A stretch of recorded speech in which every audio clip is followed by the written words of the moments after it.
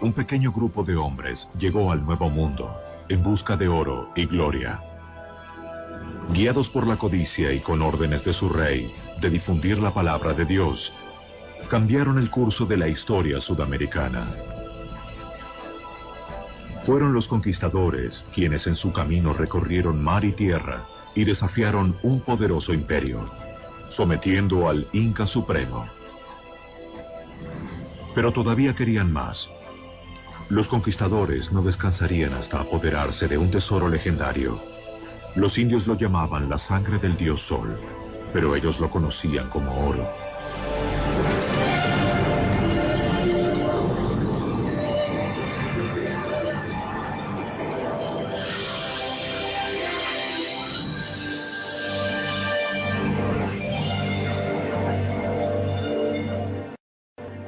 Pizarro y los incas.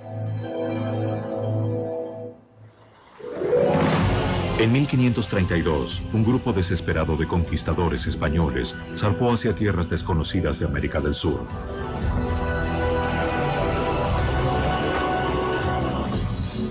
Su líder, Francisco Pizarro, ya había explorado ese territorio 2 veces, atraído por los relatos de una fortuna en oro.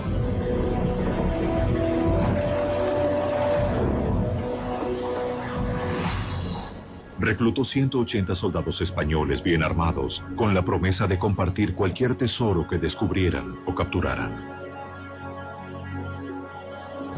Zarparon desde la ciudad de Panamá y desembarcaron cerca de Tumbes, en lo que actualmente es Perú. José Antonio del Busto de Uturburu ha estudiado cuidadosamente las crónicas de los conquistadores. Ellos eran mercenarios audaces y despiadados en su búsqueda de oro y gloria. Salió mucha gente de Extremadura porque había mucho hambre, había mucha pobreza. Se había terminado la guerra contra los moros y ya no había posibilidades de luchar contra el infiel. Entonces el botín se alejaba y en aquel entonces existe el pensamiento que se entiende mucho en ese tiempo de servir a Dios. Los españoles llegaron a lo que hoy es el noroeste de Perú. Para obtener el permiso de realizar esa expedición, prometieron dar la mayor parte de lo que descubrieran a su rey Carlos V. La mayoría había viajado miles de kilómetros desde España al Nuevo Mundo años antes, soportando enfermedades, guerras y otras penurias. Allí esperaban hallar El Dorado, una tierra fabulosa, tan rica en oro, que los enriquecería más allá de sus sueños. Pero Pizarro y sus hombres ignoraban lo que les aguardaba realmente en esta tierra: el Imperio Inca.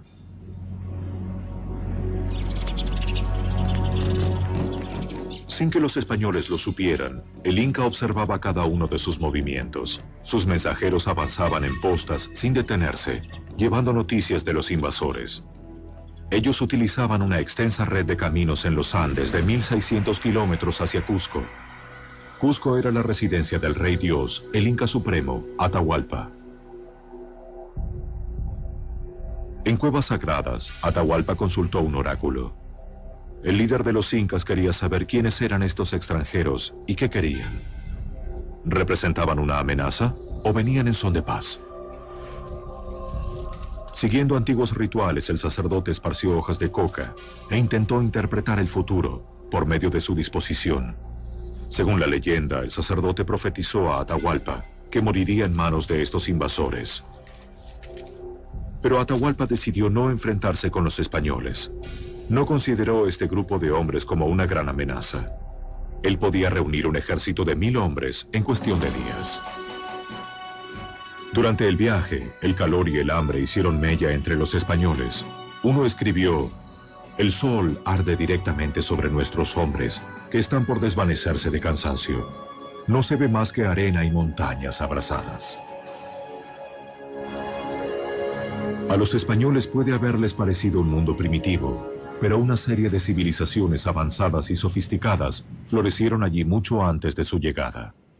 700 años antes de los incas, gobernaba aquí el reino de los Mocha o Mochica. Para los Mochica, el oro era sagrado. Los orfebres utilizaban cerbatanas para calentar pequeños hornos, puliendo y modelando el metal como una forma de ritual religioso o servicio divino. Ellos creían que el oro era la sangre del dios Sol.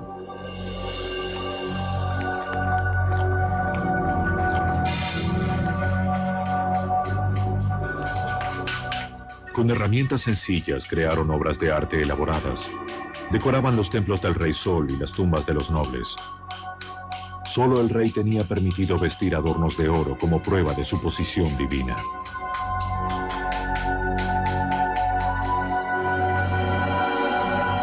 Para los nativos, el oro tenía un propósito muy diferente del que tenía para los europeos. Era, si se quiere, un metal que estaba vinculado a lo sagrado, a lo religioso, pero no necesariamente a lo mercantil, a lo económico. Al igual que los mochica, los incas creían que un día su dios de la creación regresaría. Un dios de piel blanca y con barba vendría de la tierra del sol naciente. Era un ser muy parecido a Francisco Pizarro.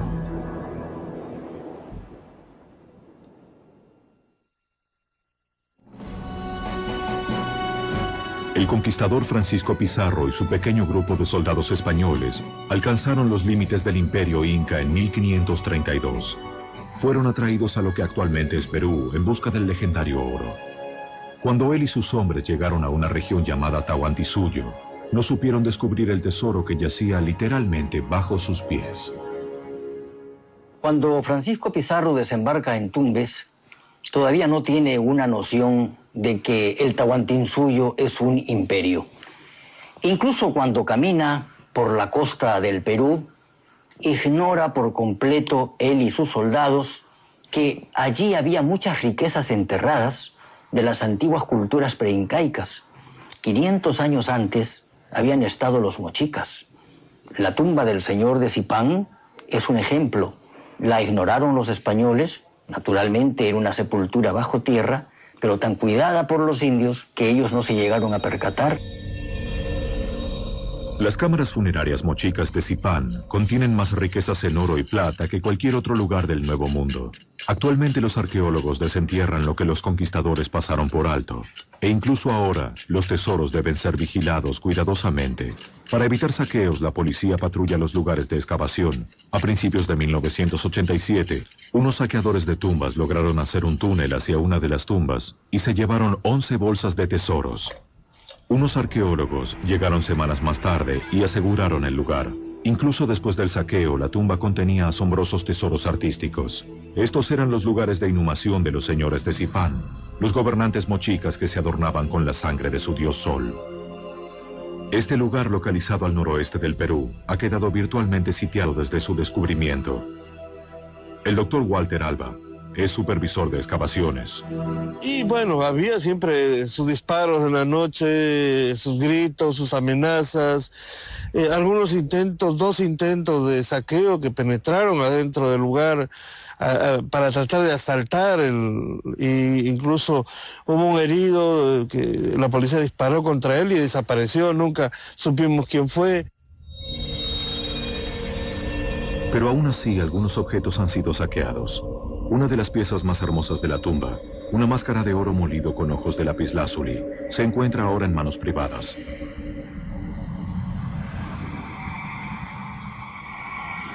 El coleccionista Enrique Puley compró este tesoro en el mercado negro de Perú.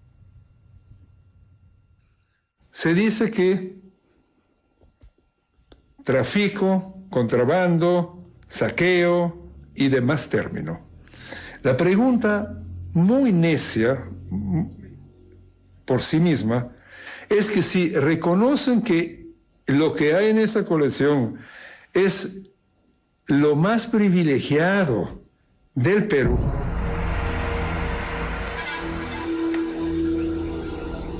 Robaron gran parte del tesoro mochica de Zipán en 1987, pero escapó de las manos de Francisco Pizarro y sus hombres en 1532.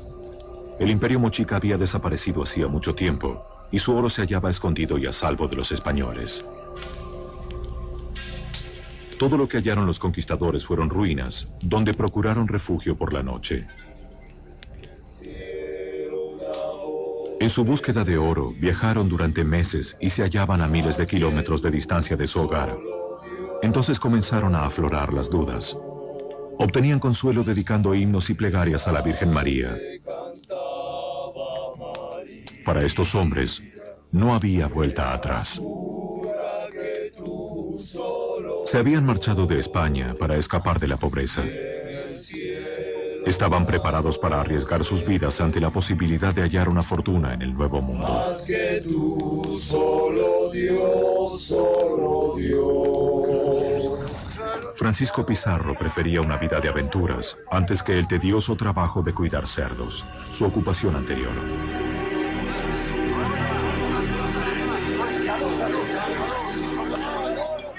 Buscaron comida durante la marcha y descubrieron una raíz que podían cocinar en las fogatas. Era la papa, una de las comidas básicas en América del Sur, desconocida en Europa hasta que los conquistadores y exploradores la introdujeron desde el Nuevo Mundo. Los hombres de Pizarro también tropezaron con otros tesoros. Ídolos de oro alimentaban su codicia. Ellos creían que esos dijes eran solo el comienzo. Sus esperanzas aumentaban soñando con el dorado. Los guías nativos prometieron llevarlos a través de los Andes hacia el reino de Atahualpa, en busca de más oro. Pizarro se impacientaba cada vez más.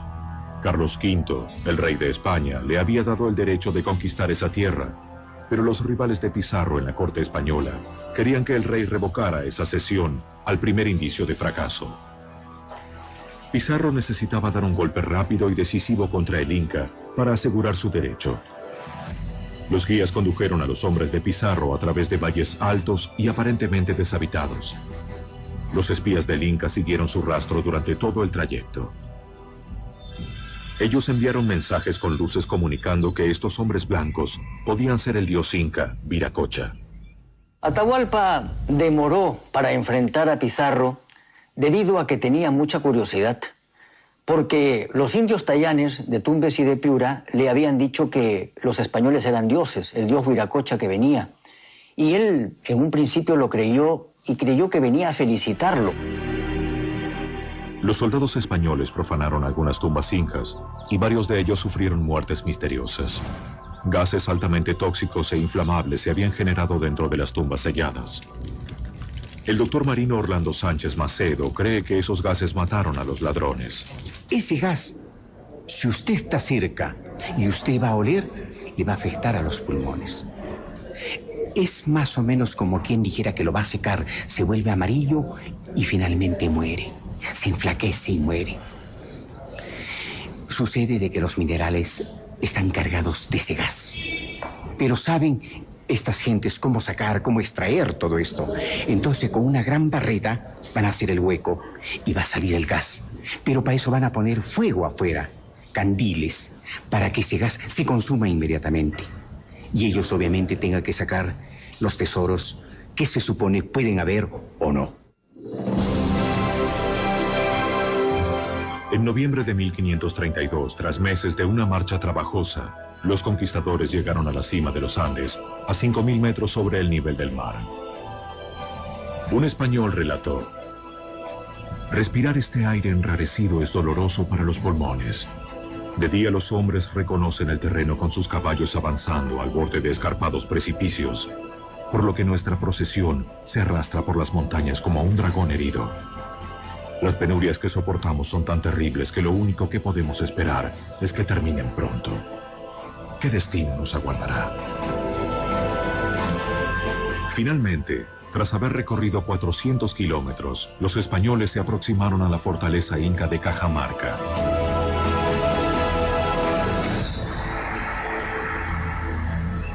Su llegada no constituyó ninguna sorpresa para el rey. Los mensajeros lo habían mantenido informado sobre el avance de los españoles, y él sentía cada vez más curiosidad. ¿Eran hombres o dioses los que se aproximaban? Los conquistadores continuaron avanzando. Al llegar al corazón de las tierras incas, los españoles comprendieron que se trataba de un pueblo avanzado, que poseía sistemas de agricultura completamente desarrollados, una rica cultura y un ejército poderoso. Conquistar a los incas no resultaría fácil para los españoles. Al llegar a Cajamarca, Pizarro supo que no podría organizar un ataque sorpresa. Envió a sus mejores hombres adelante para explorar la ciudad. Aparentemente la fortaleza había sido abandonada. ¿Qué razón podían tener los incas para abandonar semejante fortaleza? ¿Se trataba de una trampa? Los españoles temieron una emboscada.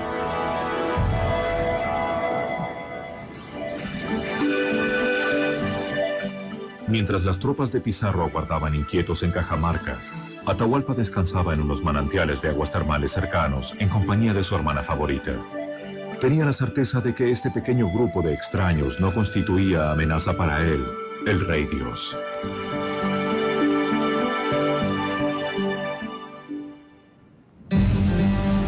Sin embargo, Pizarro estaba ansioso por conocer a Atahualpa y envió emisarios.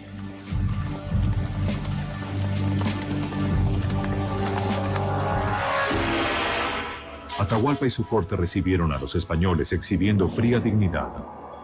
Los conquistadores quedaron impresionados. Uno de ellos escribió: en sus miradas fijas arde un fuego peligroso. Los incas nunca antes habían visto caballos. Los españoles permanecieron sobre sus monturas para inspirar asombro y miedo. Ellos asusaron a sus caballos para que se encabritaran y dieran coces, esperando asustar al inca. Atahualpa no se inmutó. En lugar de eso, bebió a la salud de los españoles del cráneo de un prisionero ejecutado. Ofrecieron copas de oro a los extranjeros. Ellos bebieron con desconfianza. Atahualpa declaró que iría a Cajamarca al día siguiente para visitar a Pizarro.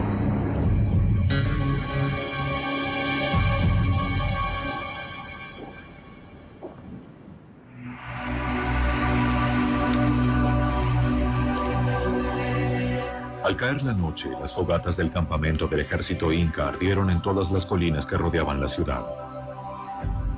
Pizarro sabía que su pequeño grupo tenía pocas posibilidades en una batalla campal contra esta enorme fuerza. Sus exploradores contaron al menos 30.000 guerreros incas.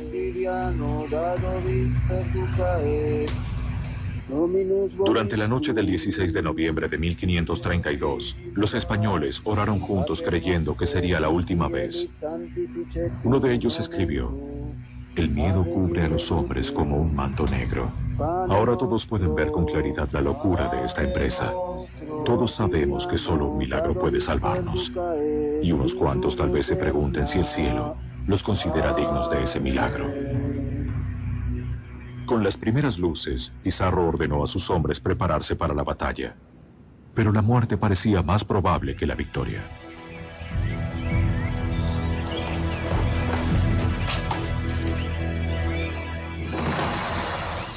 Permanecieron ocultos rodeando un patio y aguardaron. Transcurrieron horas sin señales de Atahualpa. Repentinamente, guerreros incas aparecieron en las colinas de los alrededores. Eran miles y estaban tan confiados de su superioridad que llegaron desarmados.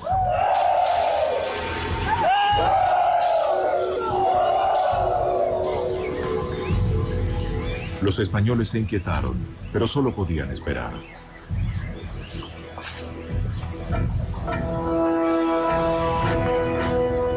Luego, en medio de un espectáculo extraordinario, entró la élite incaica. Un desfile majestuoso en el patio. Cientos de sirvientes limpiaron el sendero para el dios rey.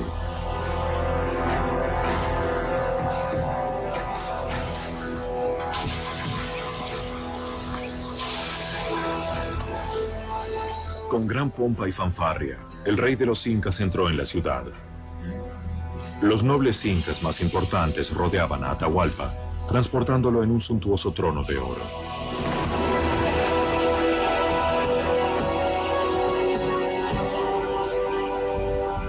Los conquistadores quedaron atónitos ante esta exhibición de poder y riqueza. Atahualpa creyó que su apariencia divina les inspiraría respeto. En Cajamarca, dos mundos completamente diferentes estaban a punto de enfrentarse. El capellán de Pizarro se aproximó al rey con un crucifijo y una Biblia.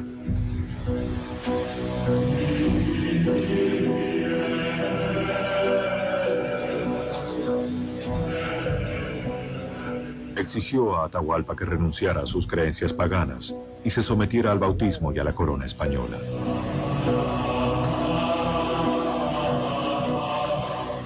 El sacerdote le entregó una Biblia, pero los libros y la escritura carecían de significado para los incas. Atahualpa inspeccionó la Biblia.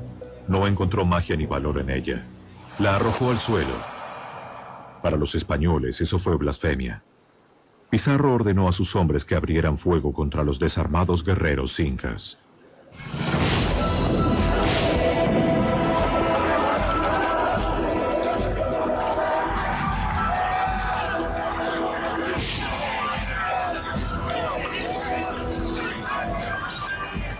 Un soldado escribió: entonces nuestras tropas se precipitaron desde todas las entradas y se lanzaron dando alaridos sobre los indefensos indios. Cortaron en pedazos a los incas desarmados con sus espadas, como si estuvieran cortando rebanadas de pan. Fue una matanza atroz. Había hedor de sangre y muerte. El enorme ejército inca quedó paralizado ante este feroz ataque. El rey Sol fue derribado. Pizarro lo arrestó. Sabía que conservando a Atahualpa con vida tenía a todo su imperio detenido. Declaró a sus hombres: nadie que valore su vida tocará al Inca.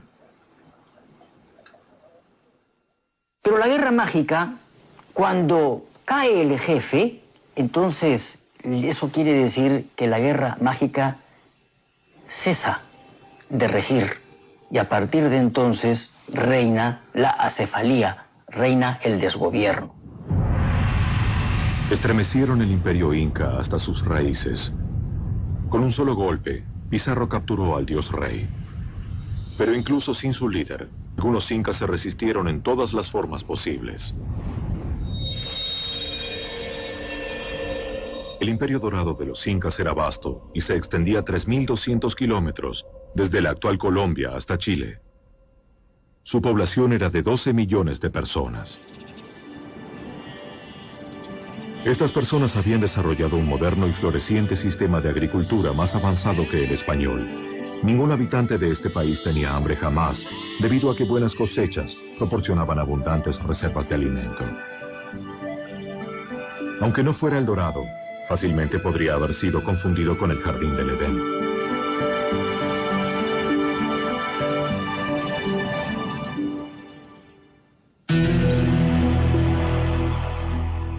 Pero para Atahualpa se había convertido en el infierno. Fue confinado a un calabozo de la Torre Sagrada de Cajamarca. Se lo mantuvo bajo estricta vigilancia. Pero Pizarro le concedió cierta libertad. Conservaba a sus 3 esposas principales y continuó conduciendo los asuntos de Estado. Él contaba con quipus, cordones atados que servían para llevar la cuenta de personas e impuestos y mandar mensajes. Quería asegurarse de que la ley y el orden regían en su reino.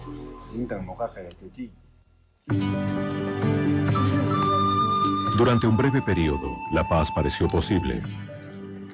Los soldados españoles, cansados de batallas y campañas, dejaron a un lado los combates e hicieron planes para establecerse. Pero a los españoles todavía les faltaba algo.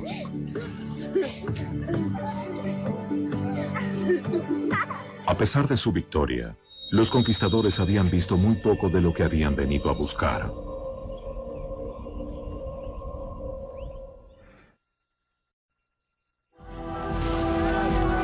Los conquistadores españoles ganaron una campaña arrolladora contra los incas en 1532.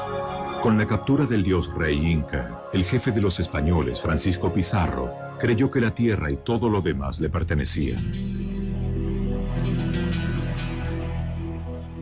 Francisco Pizarro obtuvo por la capitulación de Toledo un territorio que empezaba en el río de Santiago, que es el río de Tempula, actualmente en Colombia, y llegaba hasta el paralelo de Chincha, que introducido el paralelo hacia el interior del país, abarcaba el Cusco y un poco más, incluido Machu Picchu. Los incas intentaron ocultar todo lo que pudieron de los españoles. Un secreto la ciudad de Machu Picchu se mantuvo oculta a los extraños durante 400 años.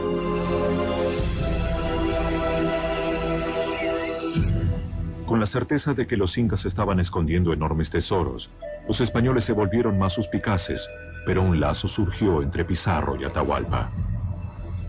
El español, analfabeto, permitió que su rehén aprendiera a leer y escribir. Atahualpa se hallaba bajo control español, pero sentía que lo necesitaban. Sabía dónde habían escondido el oro los incas. Proporcionó indicios y les indicó pequeños escondites, pero los españoles querían más. Pizarro y sus hombres marcharon a través del imperio en busca del oro. En una expedición cerca del Cusco, se encontraron frente a los poderosos muros de la gigantesca fortaleza de Sacsayhuamán. Aquí y en otros rincones del imperio, grupos de incas se resistían a los españoles. Hasta el día de hoy continúa siendo un misterio cómo los incas construyeron esa fortaleza. La cantera más cercana se encuentra a 45 kilómetros de distancia y muchos de los bloques tienen 5 metros de altura y pesan casi 120 toneladas. Los españoles estaban asombrados por el exquisito trabajo. Los bloques enormes coincidían perfectamente. Pero los conquistadores habían superado todos los obstáculos para llegar a ese punto. No querían ninguna otra cosa que no fuera la victoria. Los conquistadores atacaron la fortaleza y la capturaron. Con el correr de los años, someterían a todo el imperio incaico bajo el dominio español.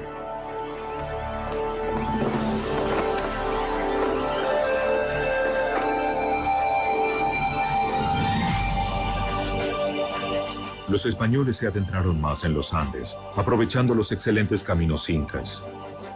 Cuanto más oro buscaban, más desesperados y salvajes se volvían. La tortura se convirtió en un método común para los conquistadores. La crueldad de los españoles quedó registrada por un artista indígena de la época. Sus dibujos son uno de los pocos relatos auténticos de las atrocidades. La codicia de oro y el deseo de convertir a los indígenas al cristianismo alcanzó un punto máximo de tortura y brutalidad. Al rey de España, Carlos V, le llegaron noticias de estos crímenes y decretó un alto. Pero sus órdenes fueron ignoradas en gran parte. Gradualmente los indígenas se convirtieron y aceptaron la religión de los españoles, pero la interpretaron a su manera. El oro, que para los incas era sagrado, se moldea en finas hojas. Actualmente los artesanos revisten una estatua de María, Madre de Jesús, con el metal precioso. Lo hacen de manera muy similar a cómo los orfebres incas revestían a sus ídolos cientos de años atrás. Los elementos de ambas religiones se mezclan simbólicamente. Un príncipe inca con un crucifijo representa la fusión de las dos culturas. Hubo desde un primer momento en la mentalidad española el criterio de dividir la República de Españoles y la República de Indios. La República de Españoles era la que llevaba la voz cantante de la cultura occidental y la República de Indios la que llevaba la voz, si se quiere, de los vencidos. En realidad, hoy nosotros hemos juntado las dos tendencias. Y por eso es que yo hablo con la seguridad del mestizo. Yo tengo sangre española y tengo también sangre india. Actualmente la mezcla de las culturas indígena y española es evidentemente visible en Cusco.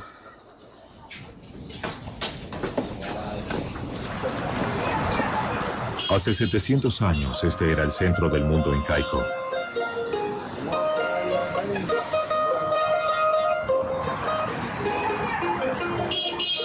Los macizos muros de piedra de los palacios sostienen ahora iglesias católicas.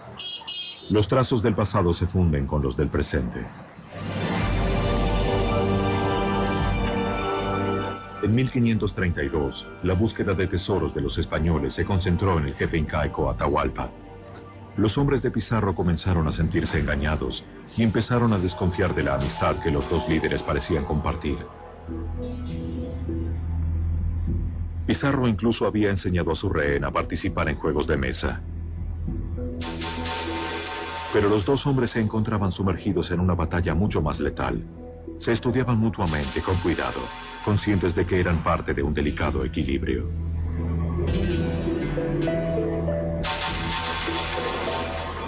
El conquistador presionó a Atahualpa buscando respuestas sobre el oro incaico. El soberano intentó apaciguar a su captor, pues sabía que si revelaba todo ya no sería útil para los españoles. Era experto en embaucar a Pizarro, pero era Pizarro el que disponía las reglas y podía tomar la última movida decisiva. Se ha dicho que hubo una interdependencia entre Atahualpa y Pizarro, Pizarro y Atahualpa, es verdad. Atahualpa quería su vida, su libertad. Pizarro quería el botín, quería la gloria. De manera que los dos tenían intereses opuestos, pero que al mismo tiempo se complementaban en el fondo. Para crear un vínculo aún más cercano, Atahualpa ofreció a Pizarro su hermana favorita en matrimonio. Pizarro la hizo bautizar, le dio el nombre de Inés y la tomó como amante, pero nunca se casó con ella.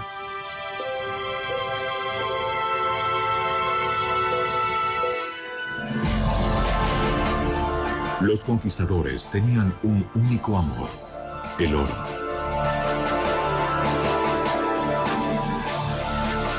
Su búsqueda de la legendaria El Dorado los llevó a adentrarse aún más en tierras extrañas y hostiles.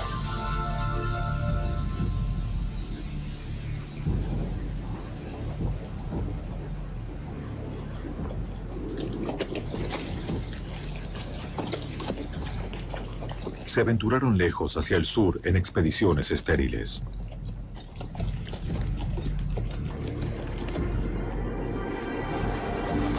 Llegaron a desiertos y salinas donde pocos sobrevivieron.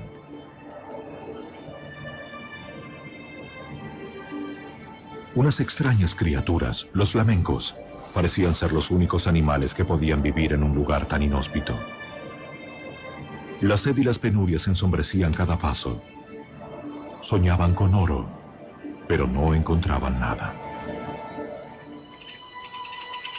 La búsqueda de los conquistadores los llevó miles de kilómetros hacia el norte y el este, a lo profundo de la selva de la cuenca del Amazonas. Las pesadas armaduras que los habían protegido de los guerreros incas resultaron una carga aquí. Cayeron presos del calor y las enfermedades. Cientos de ellos se enfermaron y regresaron, mientras otros simplemente fueron devorados por la selva. Los guías indígenas afirmaban haber visto el dorado con sus propios ojos.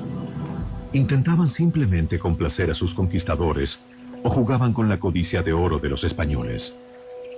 Una expedición española finalmente llegó hasta el Amazonas y no halló nada de oro. Las esperanzas de los conquistadores de hallar el dorado comenzaron a desvanecerse.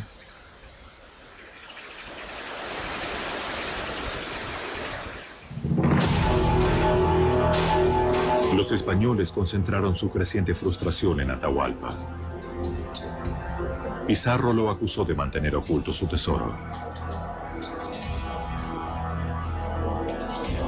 Atormentó incansablemente al rey.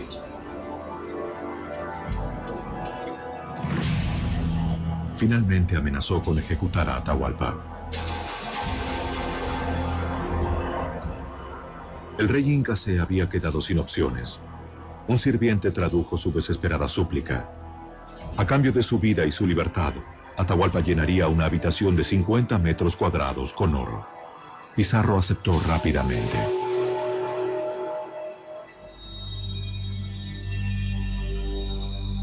La autoridad absoluta del jefe inca fue revelada por última vez. Convocó a sus súbditos y llegaron de todas partes del reino trayendo oro para pagar por su vida.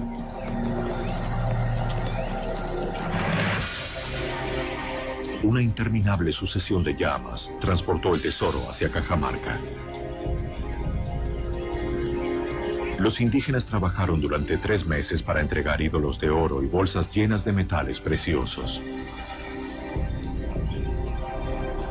Hasta el día de hoy continúa siendo un misterio dónde habían estado escondidas estas enormes riquezas. Bajo la mirada vigilante de los españoles, reunieron el rescate en una reluciente montaña.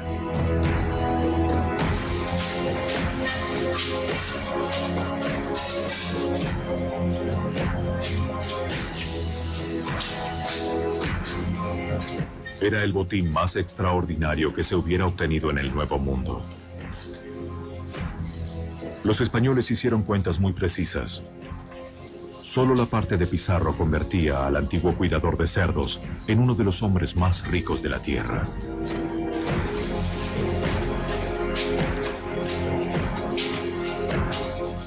Pero antes de que el valor final hubiera sido siquiera calculado, se suscitaron disputas sobre cómo debía ser dividido. Deslumbrados por esta fortuna, los conquistadores comenzaron a preguntarse si podían obtener todavía más tesoros de los incas. Si se habla de los tesoros del Perú, tenemos que hablar también de los tesoros por descubrir en el Perú. Yo creo que existen, porque lo que se ha descubierto, creo yo que es fruto de la casualidad más que de la excavación científica. Y claro está, tumbas hay muchísimas, lo que pasa es que no han sido localizadas, me refiero a tumbas importantes, y dentro de ellas indudablemente hay gran riqueza. Los periódicos peruanos aún informan sobre buscadores ilegales de tesoros. Esa parte no es tan... Y es bien rocosa. ¿Tú te acuerdas que me estabas enfocando a lo profundo, no? Ajá. Porque hay cosas raras así. Sí, es que es como las dos piedras. Cerca de Cusco, en 2001, unos ladrones que se hicieron pasar por arqueólogos penetraron en unas cuevas buscando el oro de los incas. Fueron descubiertos antes de que lograran llevarse algo. A lo largo de todo el país, los niños a menudo descubren antiguas vías de entrada escondidas en las bases de los edificios incas. El rumor se extiende rápidamente y los cazadores de tesoros saquean todo lo que encuentran. Peligroso. ¿Por qué? Ciegos, la salida también muy peligrosa. Hay que entrar para ver qué. ¿Puede? Sí, ¿por aquí? Vamos entrando. Para descubrir algo, los arqueólogos deben actuar con rapidez.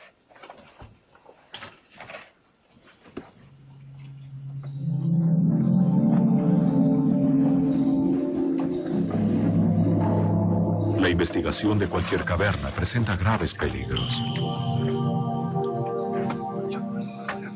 ¿Qué murciélago? Ciegos. Bastante, ¿no?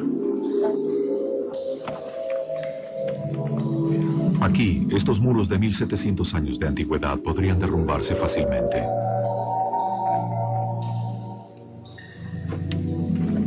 Profundas grietas obstruyen el camino. Un paso en falso podría resultar fatal. Todo lo que encuentran los investigadores son algunos huesos de llamas, posiblemente restos de sacrificios. Los buscadores de tesoros ya han estado aquí. Este escenario es demasiado familiar para el doctor Walter Alba. Bueno, esto es una de las cosas que más sorprende y que creo que debe alertar a la comunidad internacional, la rapidez con que actúan los traficantes y los coleccionistas. Sí, la tumba de Zipán fue saqueada en febrero y ya apenas una semana más tarde las piezas ya estaban vendiéndose en Lima y muchas piezas de metal ya estaban fuera del país, en el mercado americano, en Europa.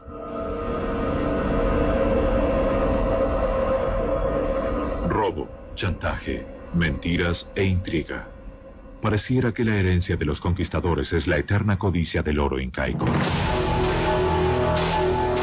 Para Atahualpa, las riquezas de su país provocaron su caída. Él había abrigado esperanzas de comprar su vida con el rescate del rey, pero Pizarro no mantuvo su parte del trato. Ya no necesitaba al rey e inventó cargos. Poligamia, conspiración y adoración de falsos ídolos. Pizarro lo condenó a muerte. Atahualpa fue condenado a muerte porque se entendió en Cajamarca que enviaba contra los españoles un ejército desde el sur hacia el norte. Era el ejército de Calcuchímac. Pizarro, que era prácticamente analfabeto, garabateó su firma en la condena a muerte. ¿Por qué lo hizo? Continúa siendo un interrogante. Es posible que el jefe español haya sido obligado por sus propios oficiales a condenar a Atahualpa. Bajo la presión de sus camaradas, traicionó a su amigo indígena.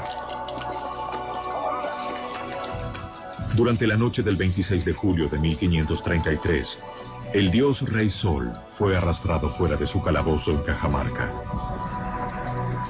Se le concedió una última elección: ser quemado vivo o convertirse al cristianismo y ser estrangulado. Eligió el estrangulamiento. Mientras el sacerdote lo bautizaba, dándole el nombre cristiano de Francisco, se le colocó una soga alrededor de su cuello. Un testigo escribió: con voz ahogada, Atahualpa rogó a Pizarro que cuidara de sus esposas e hijos. Llorando, Francisco Pizarro prometió hacerlo.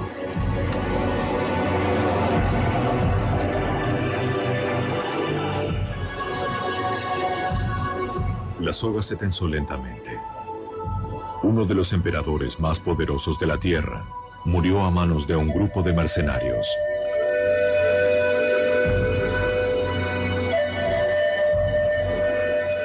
Al morir él, el reino de los incas llegó a su final. Esa noche miles de súbditos de Atahualpa se suicidaron con la esperanza de seguir a su señor y amo al otro mundo, la Casa del Sol.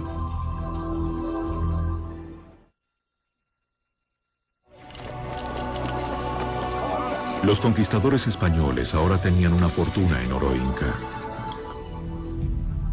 Su jefe, Francisco Pizarro, ordenó que la mayoría del tesoro fuera fundido. Los orfebres indígenas se encargaron de la tarea, convirtiendo obras de arte en lingotes que podrían ser pesados y comercializados. Los hornos ardieron sin parar durante 34 días. Pero ignorantes de la metalurgia, los conquistadores no comprendieron que la mayor parte del tesoro que ellos habían saqueado era producto de aleaciones. Los lingotes que enviaron de regreso a España a menudo contenían un porcentaje alto de hierro y cobre, que valían mucho menos que el oro.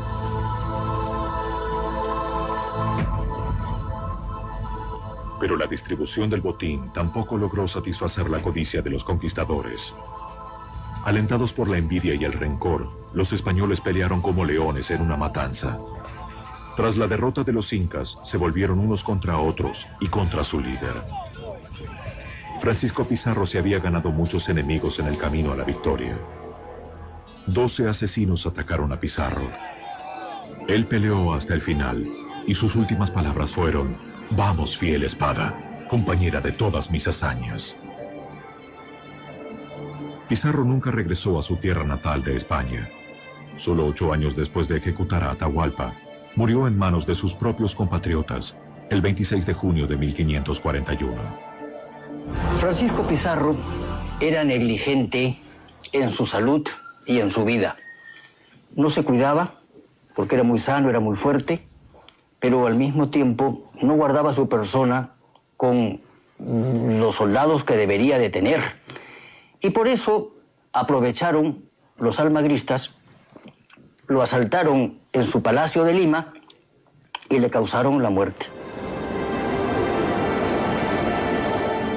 Grandes cantidades de oro y plata fueron transportadas hacia España. El rey Carlos V necesitaba pagar enormes deudas.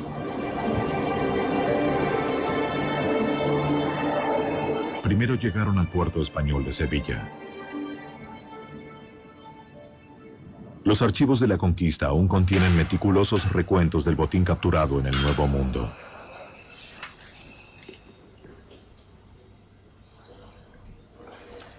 La investigadora genevieva Enrique Macías ha estudiado cuidadosamente los registros. La documentación es precisa, pero pareciera que algunos españoles encontraron formas de evadir a los recolectores de impuestos de su majestad. El valor total de lo que fue robado del Nuevo Mundo solo puede ser estimado. Es muy difícil calcular qué cantidades se trasvasaron del Nuevo Mundo al Viejo Mundo, pero el cálculo más aproximado, que quizás puede ser el de Hamilton, habla de unos 185.000 kilos de oro y unos 16 millones de plata. hasta 1600.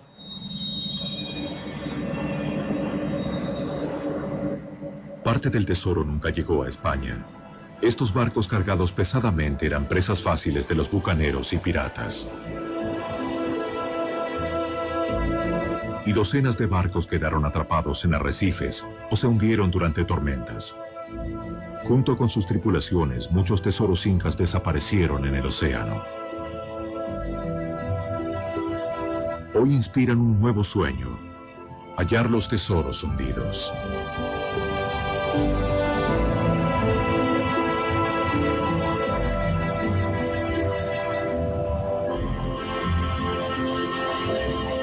Pero como El Dorado, la mayor parte permanecerá escondida. El oro de los incas, la sangre del dios Sol, las riquezas que impulsaron a los conquistadores a actos de heroísmo y de salvajismo, continúan siendo material de leyenda, incluso en la actualidad.